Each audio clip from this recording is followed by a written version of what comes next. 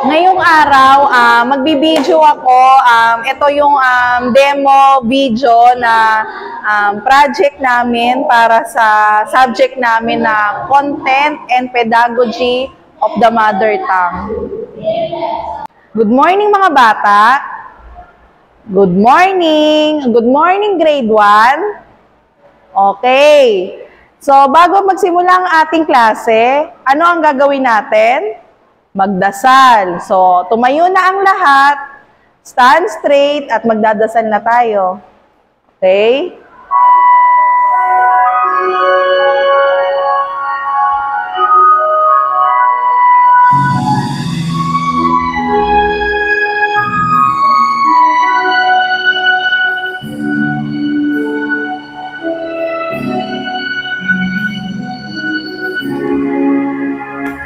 Give thanks with a grateful heart. Give thanks to the Holy One. Give thanks because the children, Jesus Christ, His Son. Give thanks with a grateful heart. Give thanks to the Holy One. Give thanks because the children, Jesus Christ, Son. And now let the weak say, I am strong. Let the poor say, I am rich because of what the Lord has done for us. And now let the weak say, I am strong. Let the poor say, I am rich because of what the Lord has done for us. Give thanks. Stand straight.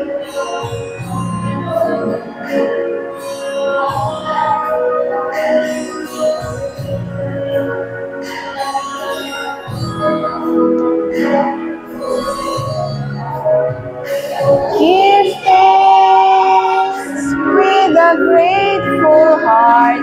Give thanks to the Holy One. Give thanks because He's given Jesus Christ, His Son. And now let the weak say, I am strong.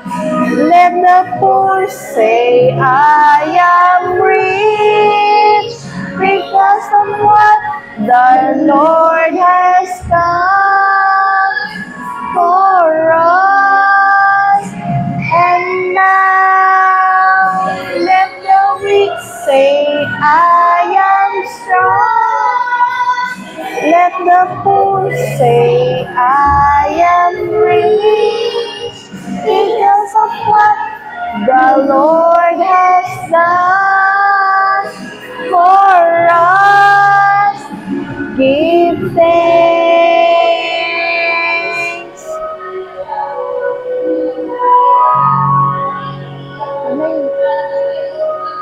Stop na.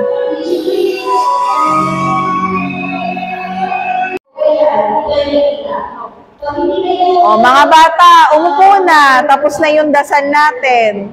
So kahapon, anong pinag-aralan natin?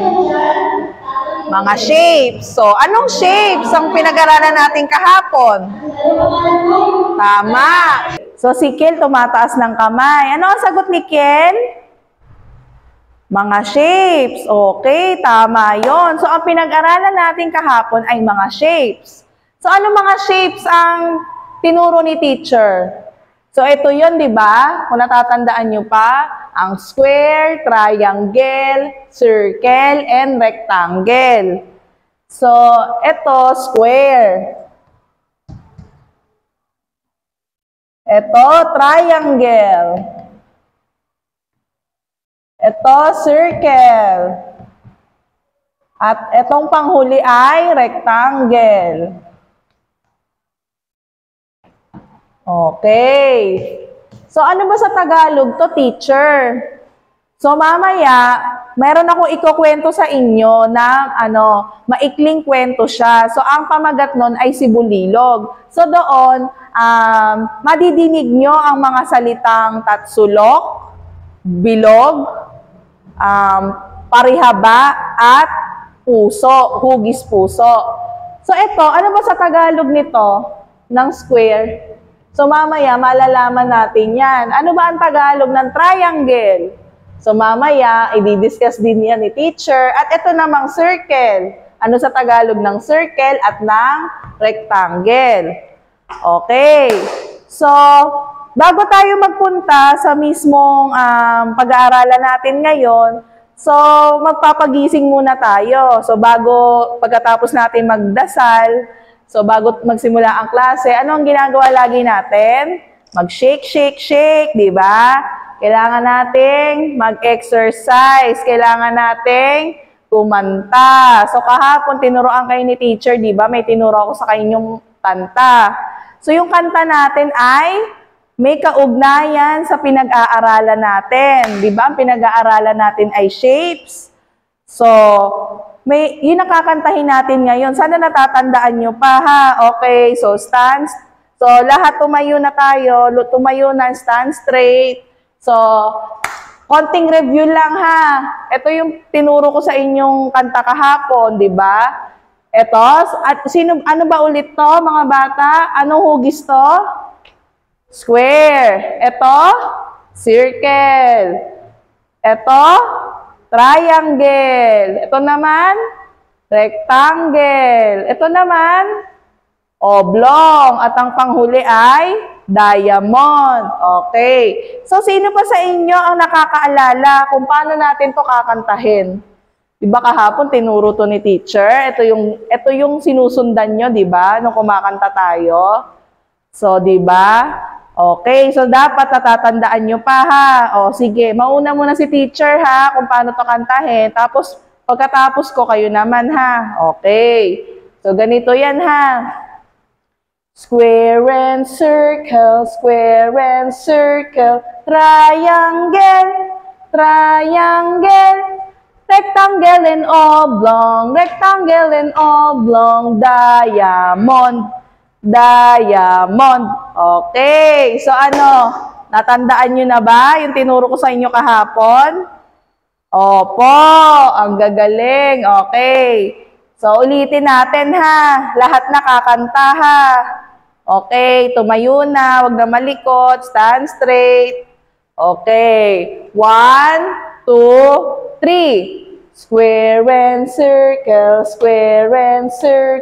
triangle, triangle, rectangle and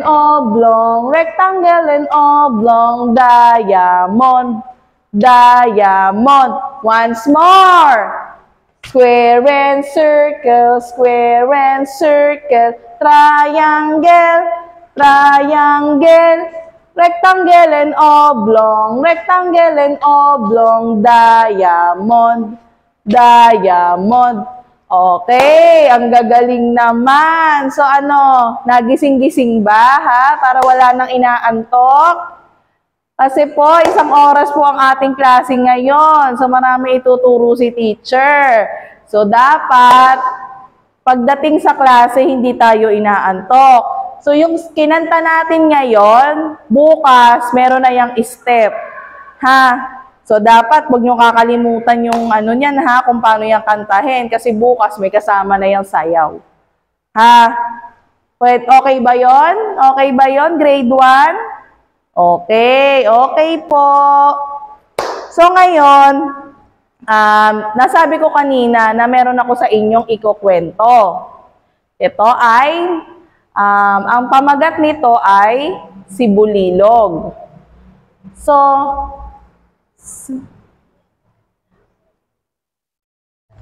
ito ang ikukwento sa inyo ni teacher. So, ang pamagat nito ay sibulilog. So, bago tayo magsimula, ano ang nakikita nyo? Anong hugis kaya sibulilog? Sa tingin nyo po, okay, may sumasagot doon, si Ana. Ang sagot ni Ana ay bilog. Tama. Sibulilog ay bilog. Hugis bilog. Sa English ay circle. Okay. O, so magi-start ng magkwento si teacher, ha? Makinig sa aking lahat kasi mamaya tatanungin ko kayo tungkol dito. Okay? So, sumandal, ayusin ang pag-upo, makinig na sa akin. Okay. Si bulilog.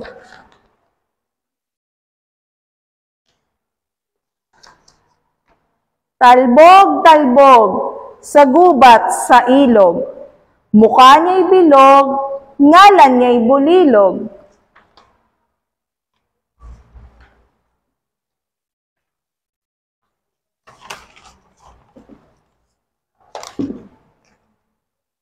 Talbog, talbog, itong si bulilog, kumidlat, kumulog, kakalog-kalog.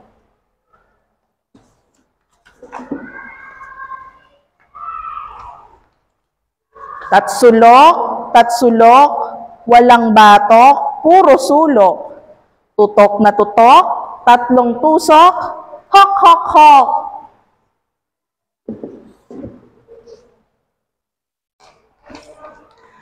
Aba-aba, parihaba, pareho raw ang haba. Bakit ikaw, kakabaka-baka, ha ha ha ha.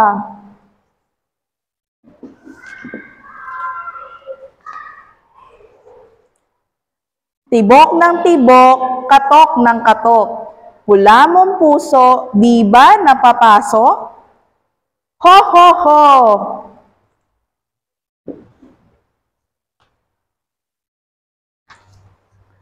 Tatsulok, puso, at parihaba, lungkot at kaba, kitang-kita sa mata, sa bawat pagluha, talbog-talbog, ang buli na bilog, tawa-tawa, masayang-masaya, panlalait, kanyang ligaya.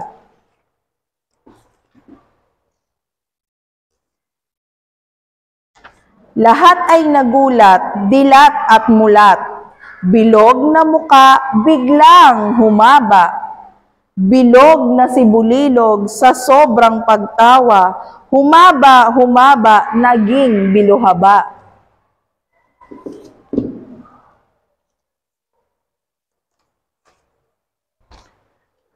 Umiyak, umiyak, luha ay pumatak. Biglang nalungkot, siya ay natakot.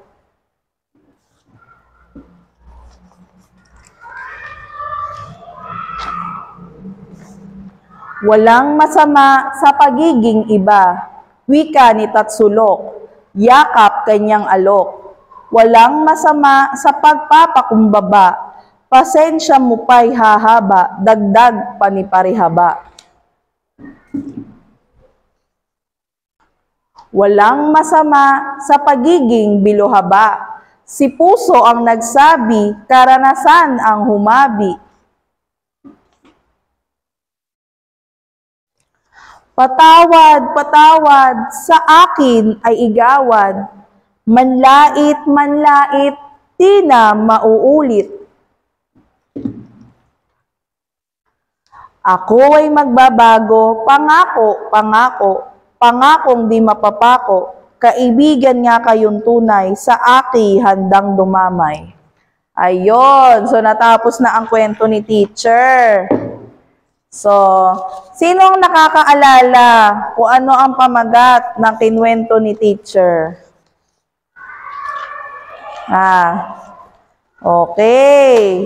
Ang title ay Si Bulilog. Okay. Si Bulilog ay hugis bilog. So, meron siyang mga kaibigan.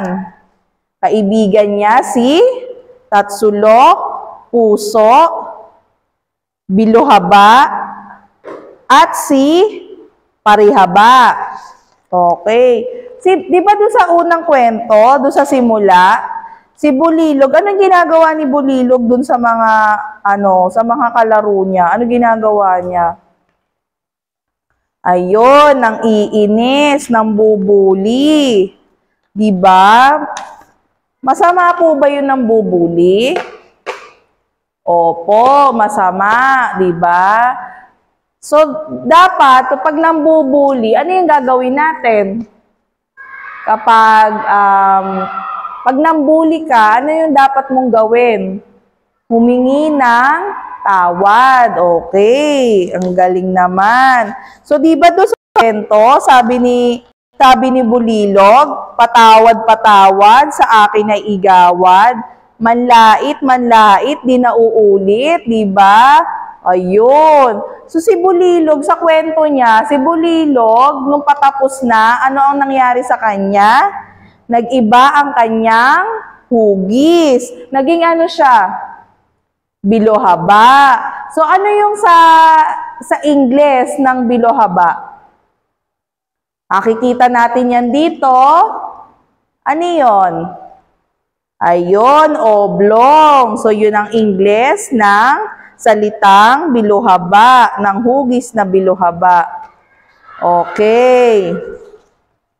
So, kanina, sinabi ni teacher, malalaman natin yung Tagalog ng square, triangle, ito, square, triangle, circle, at rectangle. So, ito, sa Tagalog ng square ay, sulat ni teacher, sa Tagalog ng square ay, sukat.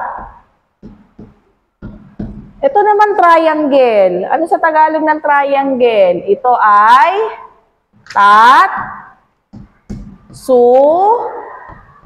lo. Okay.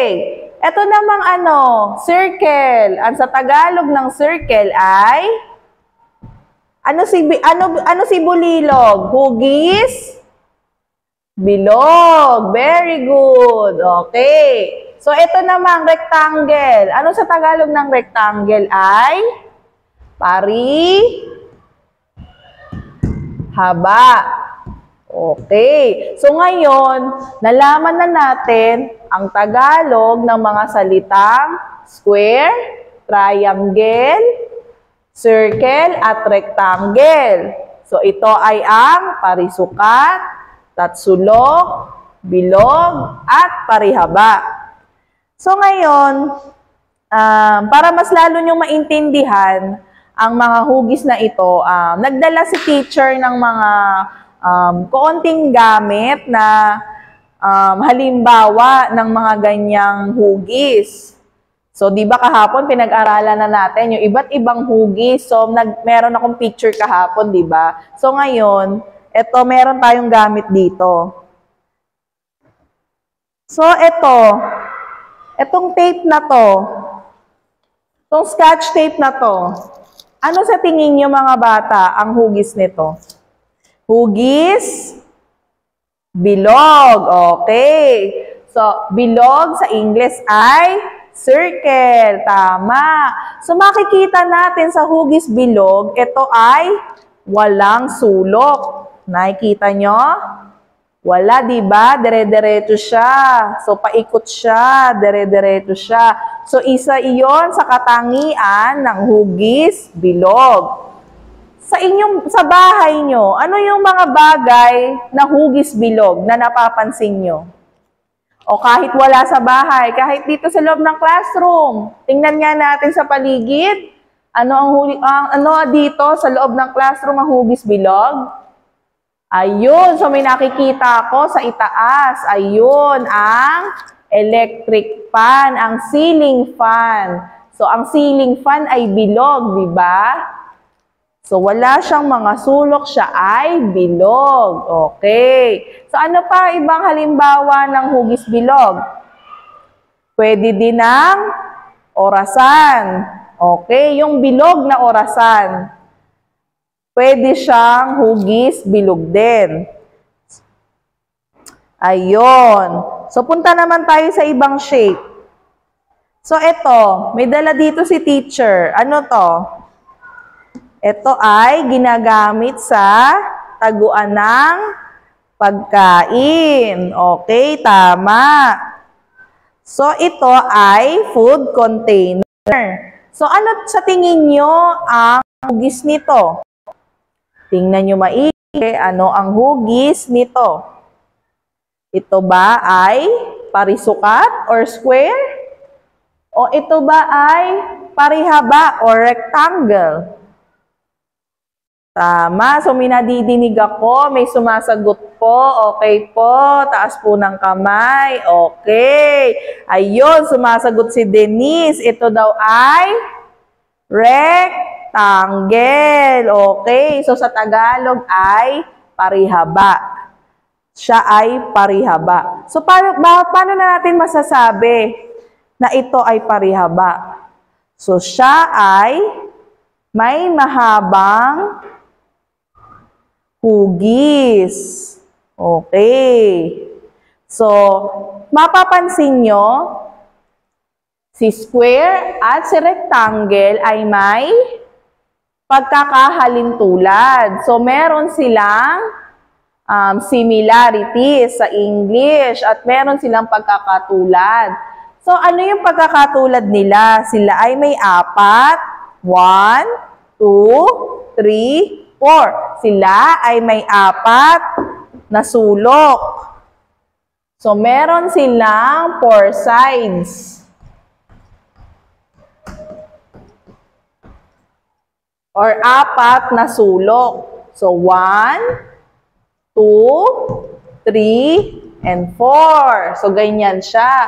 So, ano lang ang pinagkaiba nila? So, si parihaba, mas mahaba ang kanyang haba.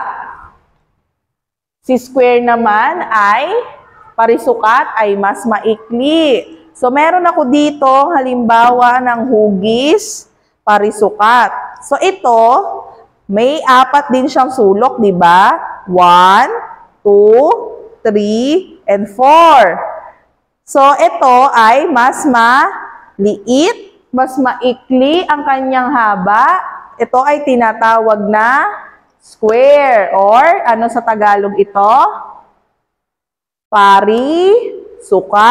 Okay, tama.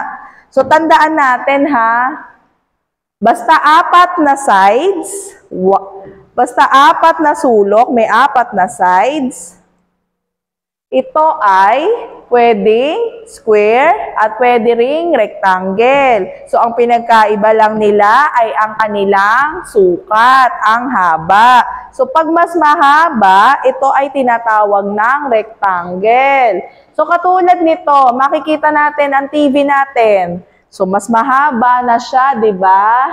Mahaba ang kanyang sukat. So, ito ay halimbawa ng parihaba. Okay. Ngayon, magkakaroon tayo ng activity.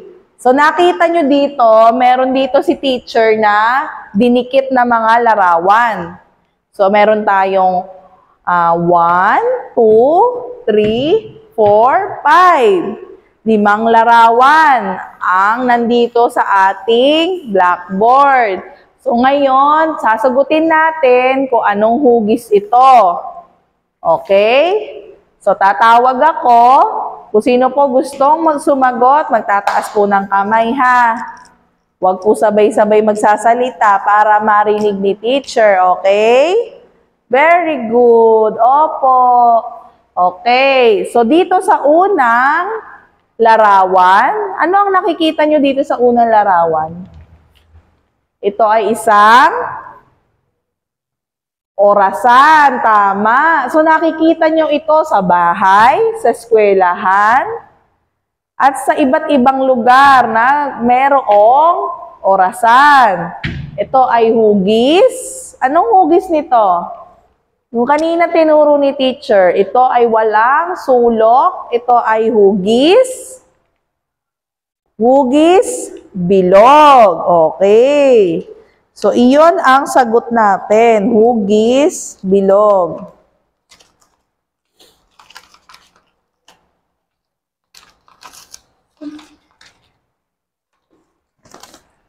Ididikit natin dito, ha?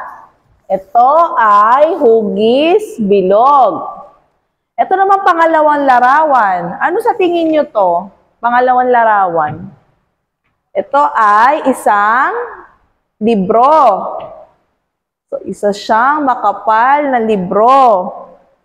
So, makikita natin, di ba, kanina, katulad ng sinabi ni teacher, ito ay may ilang sulok ang meron ng isang libro?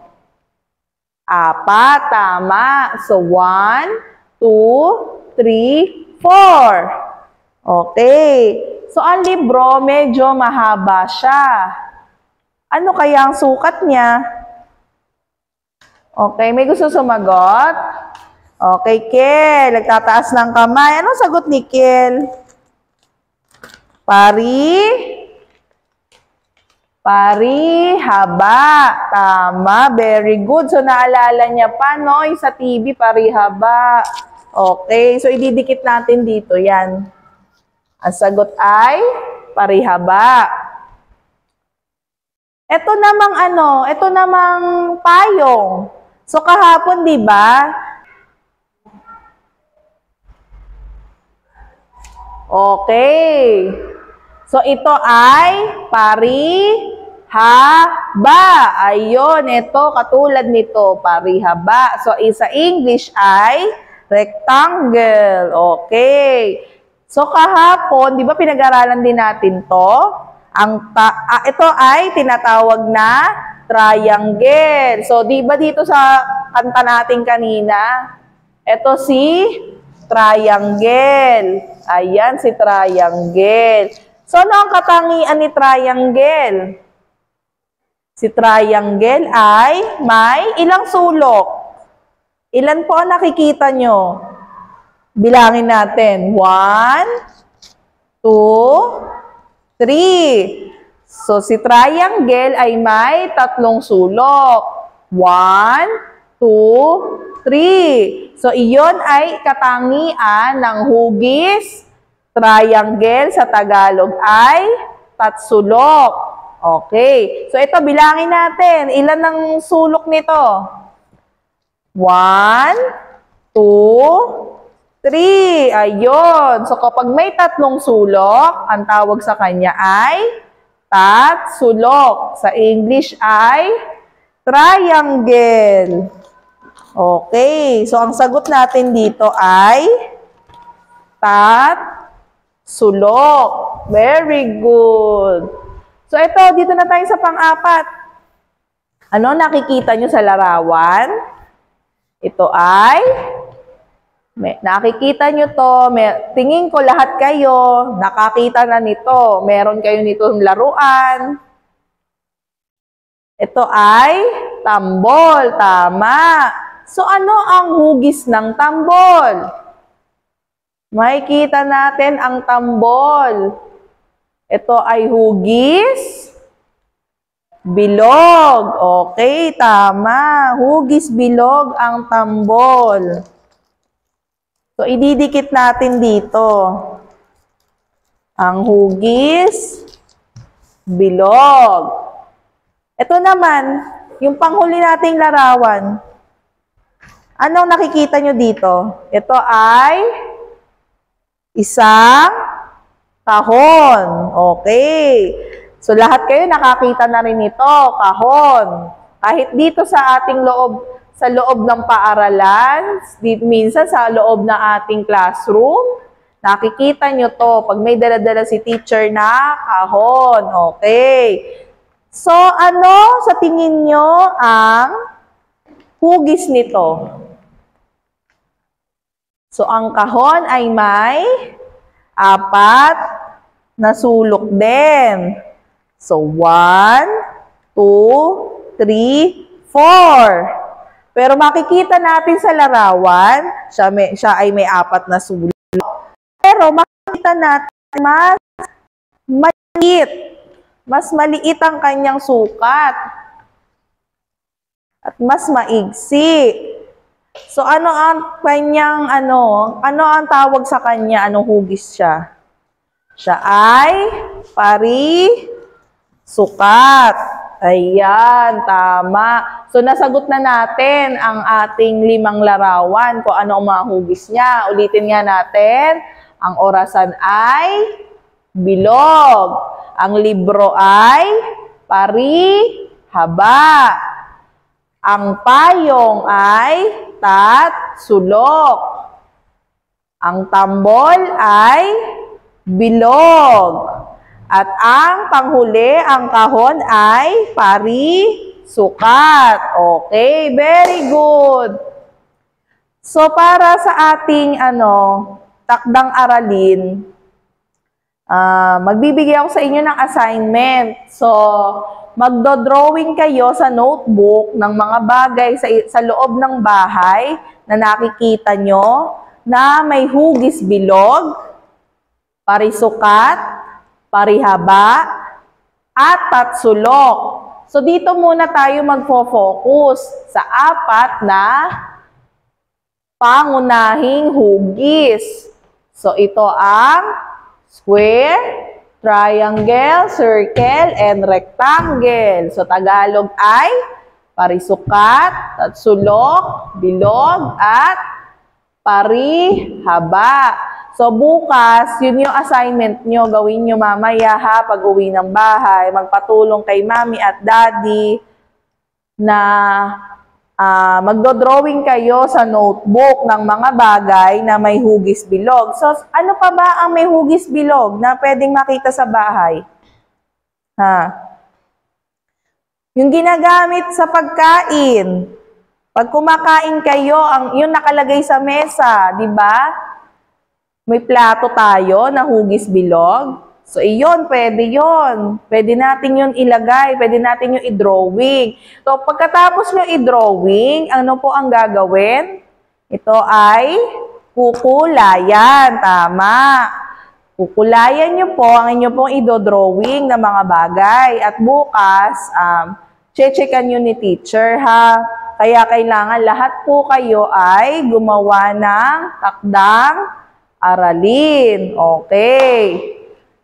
So, ngayon patapos na ang ating klase. So, sana marami kayong natutunan sa tinuro ni teacher ngayon. At bukas, marami din akong itatanong ulit sa inyo sa pinag-aralan natin, ha? Okay ba yon? Okay po. So, mataas pa po ang energy. Okay. So, wag walang lalabas, ha? Dito na matatapos ang klase natin. So, hintayin nyo po ang susunod na teacher. Okay? So, ano po ang sasabihin? Goodbye, teacher. This is Sarah Jane C. Legaspi, a student from Extension Class, Bachelor of Elementary Education, saying thank you and goodbye!